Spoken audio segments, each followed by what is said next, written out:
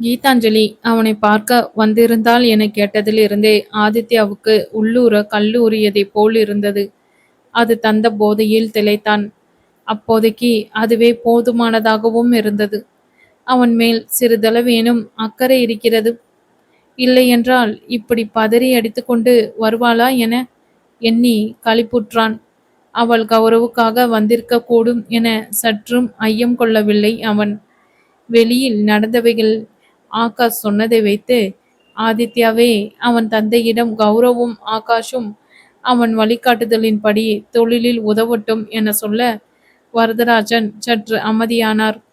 கௌரவின் மேல் கீதாஞ்சலி வைத்திருக்கும் நம்பிக்கை ஒரு புறம் இருக்க, ஆதித்யா அவன் தம்பியின் திறமையை கண்கூடாக கல்லூரியில் கண்டானே. கல்லூரி முதல்வரும் அன்று கல்லூரி விழாவின் போது கௌரவ் அவன் தம்பி என தெரியாமலேயே அவனை பற்றி புகழ்ந்து தள்ளிவிட்டார். அதை கேட்ட ஆதித்யாவே இறுதியில் பெருமையுடன் அவனை தன் தம்பி என சொன்னான். ஊரே வியக்கும் அளவுக்கு வளர்ந்திருக்கும் தம்பியை இனியும் அவன் நம்பாமல் இருந்தால் அது அவனுக்கு செய்யும் அநியாயம். அதனால் தைரியமாக பொறுப்பை கௌரவின் கைகளில் தந்தான் ஆதித்யா. ஆதித்யா சொல்லிக் கொடுத்தாலும் ஆகாஷ் உதவினாலும் கௌரவ் திணறினான் என்றே சொல்ல வேண்டும். கல்லூரி படிப்பையும் பொறுப்புகளையும் அப்படியே விட்டுவிட முடியாதே. பகலில் அதை முடித்துக்கொண்டு மாலையில் தொழில் சம்பந்தப்பட்ட வேலை என இரண்டையும் மாறி மாறி கவனித்தான். களைத்தும் போனான். நிற்க கூட நேரமில்லாமல் திண்டாடி கொண்டு இருந்த கௌரவ் ஒரு கட்டத்துக்கு மேல் தாக்கு பிடிக்க முடியாமல் தன் கஷ்டத்தை நண்பர்களிடம் பகிர்ந்து கொண்டான். பரவாயில்லையே, இவனை நம்பி பொறுப்புகளை தந்திருக்கிறாரே, பெரிய பருப்பு என எண்ணியிருக்கும் இவன் உடன்பிறப்பு என கீதாஞ்சலி எண்ணிக்கொண்டாள். கௌரவின் இக்கட்டை உணர்ந்து நண்பர்களும் அவனுக்கு உதவ உதவிக்கரம் நீட்டினர். மாலையில் கல்லூரி முடிந்ததும் கௌரவும் நண்பர்களும் ஆதித்யா இருந்த மருத்துவமனைக்கு வந்து விடுவார்கள். பின்னர் இரவு வரையில் தொழில் சம்பந்தப்பட்ட வேலைகளை ஆதித்யாவின் கட்டளைப்படி எவ்வித தடங்களுமின்றி செய்து தந்தனர். அந்நேரம் அவன் பெற்றோர்கள் அங்கே இல்லாதவாறு ஆதித்யாவை பார்த்து கொண்டான். இல்லையென்றால் கீதாஞ்சலி அங்க வரமாட்டாளே. கீதாஞ்சலியின் அருகாமை ஆதித்யாவின் அலைப்பாயும் மனதில் பேரமதியை கொண்டு வந்தது எனலாம். இதுவரையில் பம்பரமாய் சுழன்று கொண்டிருந்தவனுக்கு இந்த இளைப்பாறல் கூட இனித்தது. எப்போதோ அவளது வாசத்தை நுகர்ந்த ஞாபகம் அவன் உணர்வுகளுக்குள் வீசி சென்றது. அவ்வாசத்தை மீண்டும் மீண்டும் அவன் சுவாசத்தில் நிரப்பிக் கொண்டான். இதயமதில் பரப்பிக் கொண்டான். ஆனால் இப்படி ஒரு நிலையில் கீதாஞ்சலியிடம் மேற்கொண்டு தன் காதலை பற்றி பேசுவதற்கு அவன் தன்மானம் இடம் கொடுக்கவில்லை. அவன் மேல் அவள் காதல் கொள்ள வேண்டும். அவனையும் அவன் வெற்றியையும் அவள் கொண்டாட வேண்டும்.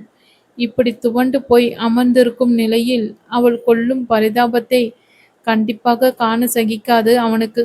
அதனால் வேலையை தவிர வேறெதையும் அவன் பெரிதாக யாரிடமும் பேசவில்லை. ஆதித்யாவின் இந்த பேரமதி கீதாஞ்சலியின் மொத்த நிம்மதியையும் புரட்டி போட்டது.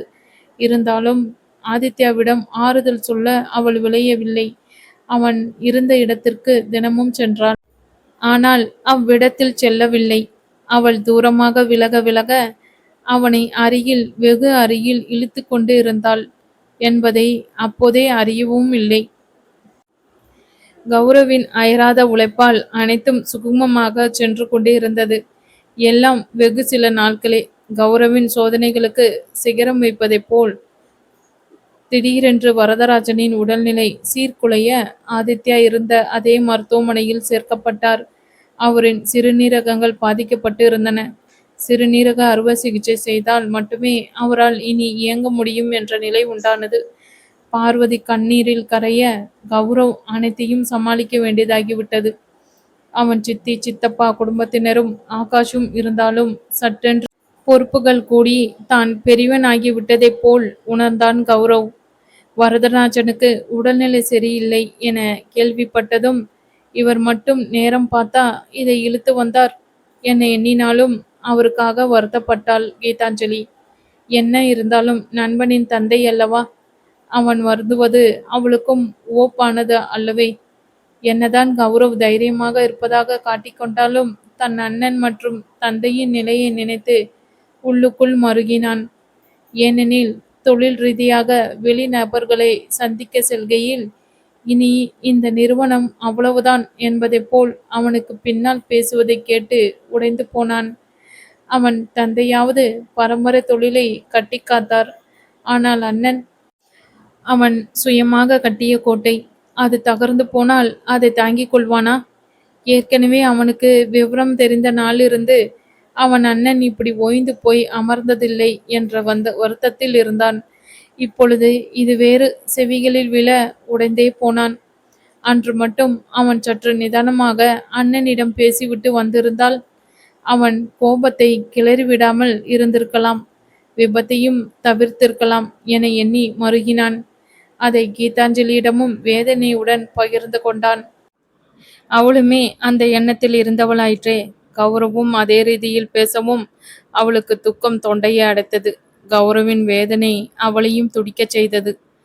கவலைப்படாதடா, எல்லாம் நல்லதா நடக்கும் என அவனுக்கு தைரியம் சொல்லிவிட்டு அங்கிருந்து கிளம்ப எத்தனிக்க, இப்ப கூட என்கிட்ட வந்து உன் கஷ்டத்தை சொல்ல தோணல, உனக்கு ஃப்ரெண்ட்ஸ் முக்கியமா போயிட்டாங்க என்றவாறே அங்கே வந்த நர்மதா கீதாஞ்சலியை பார்த்து முறைத்து நின்றாள். இவன் என்னவன் என்ற உரிமையை கொண்டாடும் பார்வையை அவளிடத்தில் கண்டாள் கீதாஞ்சலி. அவன் சும்மாதான் பேசிட்டு என கீதாஞ்சலி ஏதோ சொல்ல வருவதை சட்டை செய்யாமல், இவனுக்கு நீ சப்போர்ட் பண்ண தேவையில்லை என அங்கிருந்து நகர்ந்து விட்டாள். கீதாஞ்சலி வருந்தக்கூடும் என கௌரவ் பதறி அவளிடம் ஏதோ சொல்ல வர, முதல்ல அவங்க கிட்ட போய் பேசு என அங்கிருந்து கிளம்பி விட்டாள். கிளம்பியவளுக்கு நர்மதா சொன்ன வார்த்தைகளை விட கௌரவ் சொன்ன அவசரப்படாம பேசி இருக்கலாம் என்ற வார்த்தைகளே காதில் ரிங்காரமிட்டு கொண்டிருந்தன. அவள் மேல் தவறில்லை என்றாலும் அன்று அவளை சந்திக்கத்தானே வந்தான். விடுதி அறைக்கு சென்றால் அந்த அமைதியே அவளை கொன்றுவிடும். அவளுக்கு இப்பொழுது தேவை ஆறுதல் வார்த்தைகள். பெற்றோர்கள் ஊரில் இருந்திருந்தால் அவர்களிடம் சென்றிருப்பாள். தாய்மை அடைந்திருக்கும் தமக்கையிடம் இது பற்றி பேசவும் விருப்பமில்லை. அதனால் எப்பொழுது செல்லும் முதியோர் இல்லத்திற்கு சென்று அவர்களுடன் சற்று நேரம் செலவழித்துவிட்டு வந்தாள். இவர்கள் படும் வேதனையை விடவா மற்றவர்களுக்கு துன்பம் நேர்ந்திடப் போகிறது? முதுமையின் தனிமை கொடுமையிலும் கொடுமை. மனதை திடப்படுத்தி கொண்டாள் கீதாஞ்சலி. அவளது முகவாட்டத்தை வைத்து என்ன விஷயம் என்று மீனாட்சி வினவ, தாயிடம் புலம்புவதைப் போல் அவரிடமும் கௌரவின் நிலையையும் அவன் அண்ணனின் நிலையையும் பற்றி சொன்னாள். கவலைப்படாத ராசாத்தி, எல்லாம் நல்லதாகவே நடக்குமா என சற்று முன்னர் கௌரவுக்கு அவள் சொன்ன அதே வார்த்தைகளை சொல்லி அவளுக்கு தைரியம் அளித்தார். அவர் தந்த தைரியத்தில் மனசோர்வு நீங்கி விடுதிக்கு சென்றாள் கீதாஞ்சலி. முந்தின இரவு தூங்குவதற்கு வெகு நேரம் ஆகிவிட்டதால் பொழுது புலர்ந்து வெகு நேரமாகியும் துயில் களையாமல் படுக்கையில் கிடந்தாள் கீதாஞ்சலி.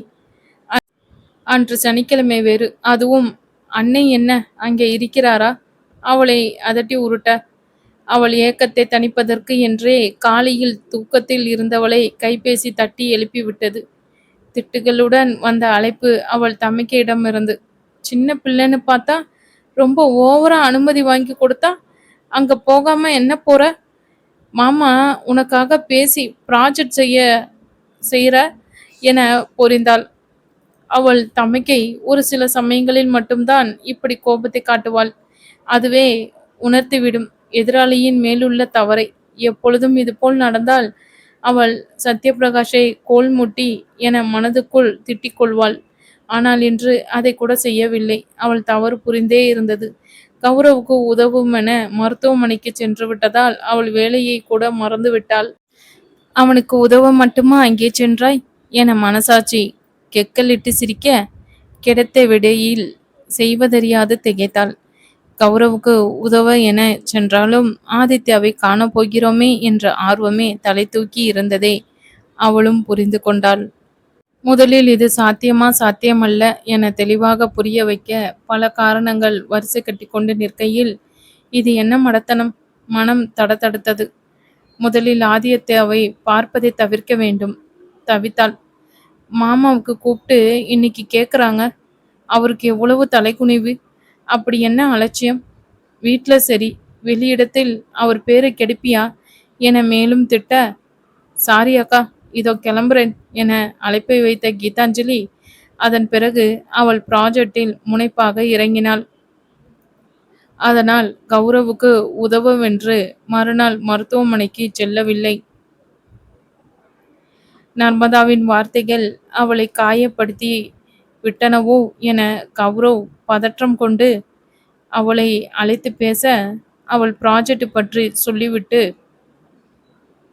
இந்த சமயத்தில் உன் மனசுக்கு நெருக்கமானவ என நர்மதாவை ஃபீல் பண்ணவை என அறிவுறுத்தி அழைப்பை துண்டித்தாள். கௌரவும் அவளது ஆலோசனையை கேட்டு அச்சு பிசகாமல் அவ்வாறே நடக்க ஆரம்பித்தான்.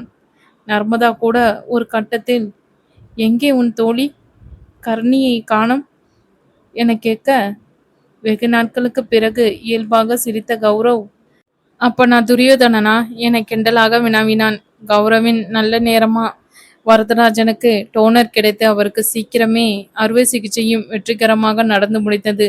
பெரிய மலையை புரட்டி போட்டதைப் போல் சோர்ந்து போனான் கௌரவ். கௌரவின் மனசுமைகள் ஓரளவுக்கு சீராகி கொண்டிருக்க, கீதாஞ்சலிக்கோ மேலும் பல மன சங்கடங்கள் நேர்ந்தன. ப்ராஜெக்டில் தீவிரமாக தன்னை ஈடுபடுத்தி கொண்டவளுக்கு ஆதித்யாவை பார்க்க வேண்டும் என்ற ஆவல் தலை தூக்கும். ஆனால் இதை செய்து முடிக்கும் வரையில் வேறெந்த நினைப்புகளும் இடமில்லை என கட்டுப்படுத்தி கொண்டு உறுதியுடன் செயல்பட்டாள். ஆகவே எப்பொழுதும் போல் வார கடைசியில் செல்லும் முதியோர் இல்லத்துக்கு செல்லவில்லை. ஆனால் 3 தினங்கள் கழித்து தலையில் இறங்கிய இடியாக அங்கிருந்து அழைப்பு வந்தது அவளுக்கு. கழிவறையில் விழுந்து தலையில் அடிபட்ட மீனாட்சியை மருத்துவமனைக்கு எடுத்துச் செல்லும் வழியிலேயே அவர் உயிர் பிரிந்தது என்ற செய்தியை தாங்கிய அழைப்பு. அதை கேட்டவளது மனம் தாங்க முடியாமல் துக்கத்தில் வெடித்தது. இதனால்தான் திடீரென்று சென்ற வாரம் இல்லத்துக்கு செல்ல தோன்றியதா?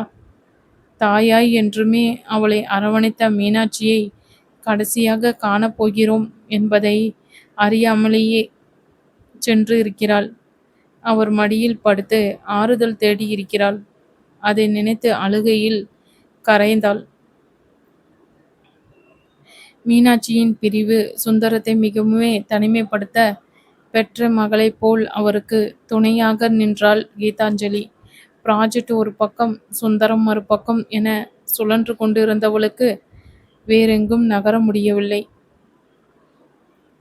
ஆதித்யாவுக்கு டோனர் கிடைத்து அறுவை சிகிச்சை அறிந்து கொண்டாள் கீதாஞ்சலி.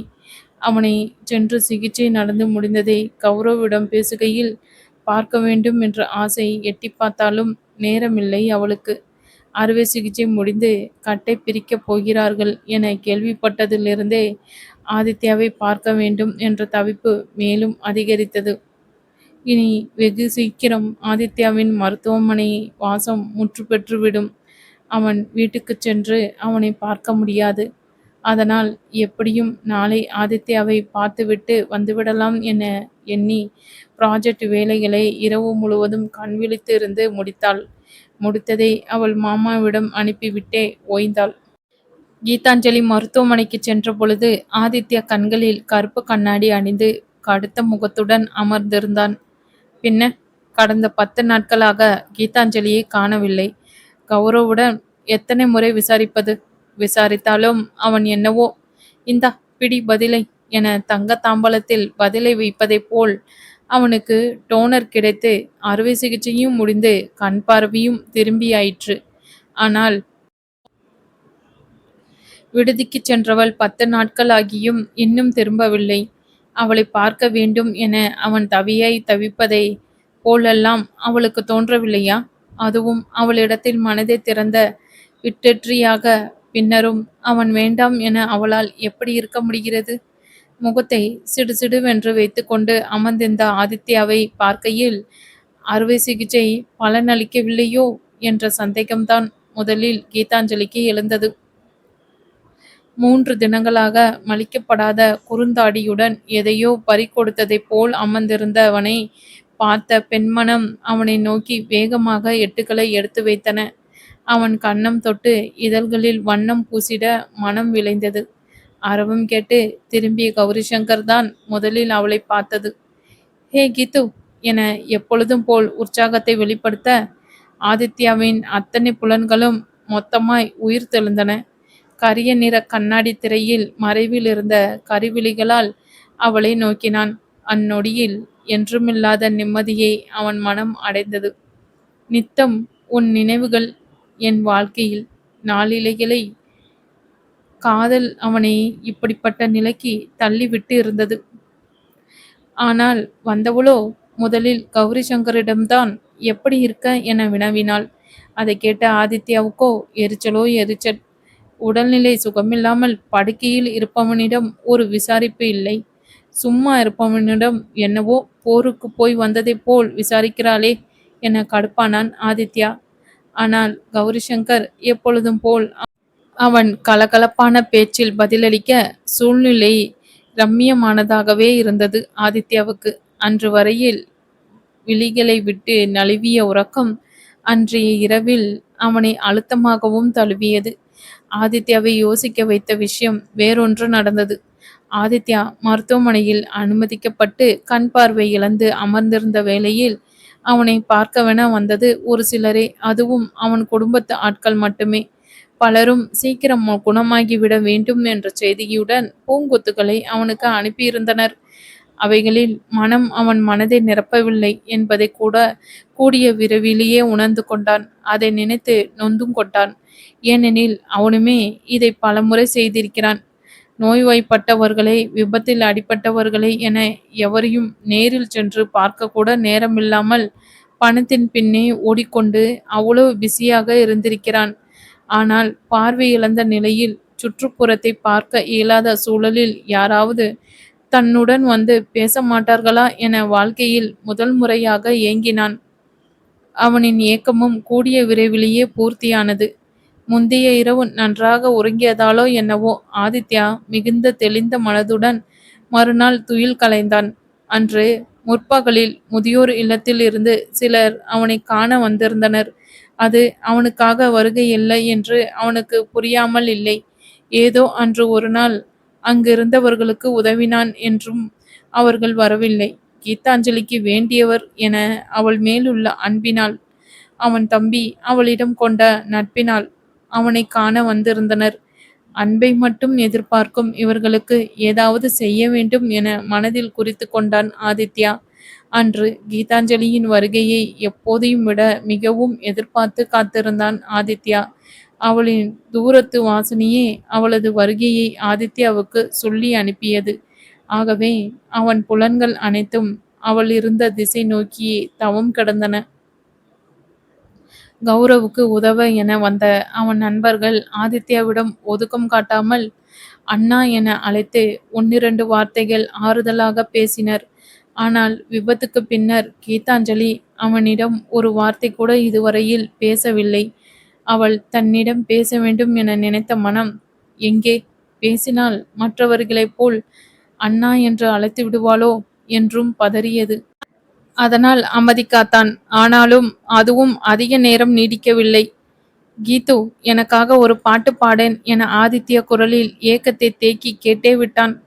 மற்ற நண்பர்கள் அதை சாதாரணமாக எடுத்துக்கொள்ள கௌரவும் கீதாஞ்சலியும் ஒருவரை ஒருவர் பார்த்து கொண்டனர். கௌரவ் உடனே பார்வையை அவளிடத்திலிருந்து விலக்கி அவன் அண்ணனை பார்த்தான். பல நாட்கள் முகத்தில் படிந்திருந்த தாடியுடன் பார்க்கவே பரிதாபமாக இருந்தான். எத்தனை கம்பீரமானவன் தன் அண்ணன், இப்படி வந்து அமர்ந்திருக்கிறானே என்ற எண்ணம் 1000வது முறையாக அவன் மனதில் வந்து போனது. பாடு என கீதாஞ்சலியிடம் அவன் சொல்ல விளைய அவனுக்குள் ஏற்பட்ட அதே பரிதாப ஊற்று பெண் மனதிலும் ஊறியிருந்தது. கௌரவ் வாயை திறந்து பேசுவதற்குள் அவளாகவே பாட ஆரம்பித்தாள். அலைப்பாயுதே கண்ணா, என் மனம் அலைப்பாயுதே. எவ்வளவோ பாட்டுகள் அவளுக்கு தெரிந்திருந்தும் இந்த பாடலை பாடினாள். ஏன் பாடினாள் என அவளுக்கும் தெரியவில்லை. அவன் மேல் அவளுக்கு ஏற்பட்ட ஈடுபாட்டை சொல்லி பாடினாலோ தெரியவில்லை. அந்த நிமிடத்தில் அந்த பாட்டை பாட தோன்றியது. பாடினாள்.